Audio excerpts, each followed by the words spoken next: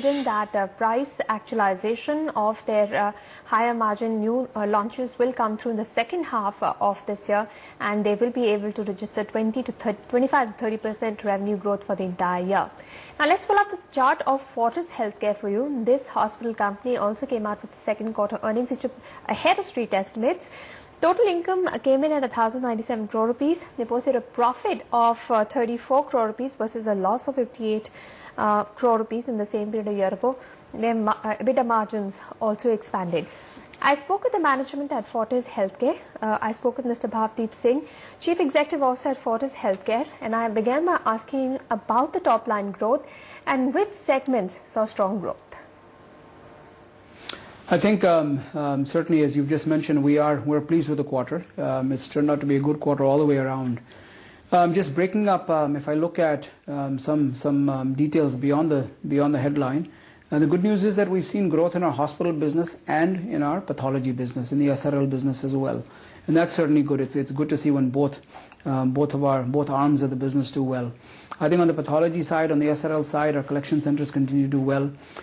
We were able to. Because the country had challenges obviously with dengue, and while we're almost out of it, there's still a little bit out there. I think our team really did a fantastic job in serving the needs of Indians everywhere with respect to that. On the hospital side, I'm pleased to report that many of our hospitals did exceptionally well. Our FMRI hospital in Gurgaon had a record quarter and did really deliver some great numbers, and I think even more importantly, more important than the numbers, was what they delivered from a patient care perspective. We continue to get tremendous feedback on our clinicians and our nurses, and we're very pleased there. Beyond that, if you look across NCR, many of our other hospitals, Vasant Kunj, Shalimar Bagh did well, our Bombay hospitals did well, Bangalore did exceptionally well, the Chennai hospital in Muller, Fortis Muller did exceptionally well also. So the nice news is that this isn't about one or two or three or four segments of the business or specific hospitals or locations. We've had good, well-rounded performance, and I think primarily driven by the fact that we are absolutely maniacally focused on the patient, doing the right thing for the patient, and we're supported by some of the best doctors and nurses in India, and we feel very fortunate that they're working with us. What was the average revenue per bed and the average length of stay? Because you've been trying to cut that down. Our length of stay has stayed relatively stable. And our occupancy numbers are running in the high 70s. We're approaching 78, 79%. The RPOB numbers are about 1.4 CR. So I think that as we look at various metrics, we're satisfied with where we are. We continue to look at, our goal is to send patients home as quickly as possible, because who wants to be in a hospital, right? We want to take care of you and get you out of there as quickly as possible. So our goal is to do that, is to continue to take care of patients, ensure that whatever procedures they need, that we do them quickly, efficiently, and then get them back home so they can start living their lives again. So I would tell you that I think these numbers have done well. Occupancy numbers have gone up, but generally I think we're in a fairly steady state area, and that's not a bad place to be. I think we're doing fairly well. Your profit has come in at about 34 crore rupees versus a loss of 58 crore rupees, and I understand this has been because of the sale of international businesses as well. But there was an exceptional loss of 20 crore rupees because of a slump sale of the Kangra hospital. Why did you go for this slump sale? We've made different investments along the way. The Kangra hospital was slightly about 60% of that number. We had an extraordinary loss in SRL as well. I think that any business, any organization, you assess the assets you have, you look at opportunities for growth, you look at opportunities where you have to contract, and we did what any good organization, any good business would do, is we assessed our assets, looked at some of the opportunities we had, and at this time we thought it was just a good move for us to pull out of there, and we have some good partners there that we continue to work with and continue to provide some guidance and support to. But as an active engagement, we have pulled back on that. So you still have a management contract for the Kangra hospital? We have a limited management contract, yes. And I think that in the whole scheme of things, when you look at an enterprise that's as significant and large as ours, is to take care of as many patients as possible. I think that the O&M piece is a piece that's worked well for us. We'll continue to explore new opportunities around it. Like anything else in life, You try to do 8 or 9 different things. Every once in a while, 1 or 2 don't work, and you explore something else. You managed to cut your finance costs as well as other expenses. Has this been the reason for the margin expansion you've seen in this quarter? No, I would tell you that I think that the fact that we've reduced our debt has certainly helped with respect to carrying any financing cost. But I think that what's happening is that the business itself, so the mix of our business, the growth in our business, that's what's contributing to our growth. Because ultimately, our debt load today is 1,000 crore, which for our size business obviously is perfectly fine. It's not something that I lose sleep over.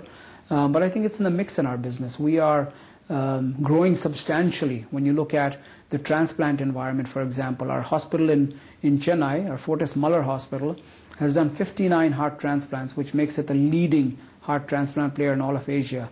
Liver transplants we continue to do. Our Noida hospital has done exceptionally well. We're doing heart transplants now in Delhi NCR as well, between our Fortis Escorts Hospital and the Gurgaon Hospital. So the cancer, the oncology business continues to do well, and the disease burden that's driven by oncology continues to grow in our country as well. So I think that it's the mix in business.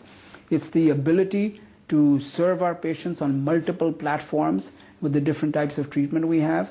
And quite honestly, that's what we'll see more and more of as we go forward. There are 500,000 people that die in India every year because they don't get an organ transplant that they need. So that's an example of more and more opportunities that organizations like ours are able to identify, where you can continue to serve the patients in India.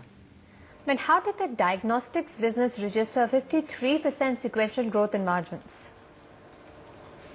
Their business, again, it's a very healthy growth. We look at underperforming centers from time to time, collection centers, and you assess those, just as I mentioned earlier, as any organization would do. You had the dengue season, which certainly impacts our top line and bottom line. And I think that good efficiencies, any business as you continue to mature, you're aware, just as I am, of organizations who've been around for many, many years. You continue to look at efficiencies, build efficiencies, become better at what you do. By virtue of that, certainly, if you do that and you continue to increase volumes, which we're doing, I think that certainly comes down to the bottom line. What were the new beds added in the second quarter, and what has been the response to Fortis La Farm in Bengaluru? In this quarter, we added about 275 beds. As part of our India strategy, we have a huge opportunity. Today we're operating about 4,100 beds. Without adding one new hospital, we can probably go to 8,000 or 9,000 beds just in brownfield by building towers or new medical specialties, or capitalizing on the space we have. With respect to our new La Femme hospital in Bangalore, this is a fantastic hospital. It's the second La Femme hospital that we've opened, our first one being in Greater Kailash. We're very excited about it. We had our first birth in that hospital about 2.5 weeks back. This is just a fantastic hospital, a women and children hospital, and this is just the start. The La Femme brand is going to be a fantastic brand. It's going to continue to do. We'll continue to open more and more hospitals, lots more. I'd love to discuss more and more of that as time goes on, because I think that's a great story coming up. Now, you've increased your stake in SRL to 57%, giving an exit route to Saver Partners. What exit options are you giving to other investors, and where does this leave you in your IPO journey? So there's no IPO journey to speak of. I think that's the first thing I should tell you. The financial structure we have today, we're very happy with. So there's nothing really to discuss there. I think that where there are investors that look to get out, we're not actively looking to increase our share. However, on the basis of first of right refusal, if there's investors that are looking to explore other options, listen, we think this is a fantastic business. The results indicate that. We continue to do extremely well.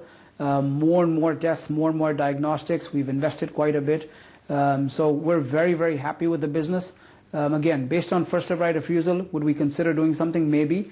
Is that going to lead to an IPO? Not in the cards. We're very happy with the financial structure we have today.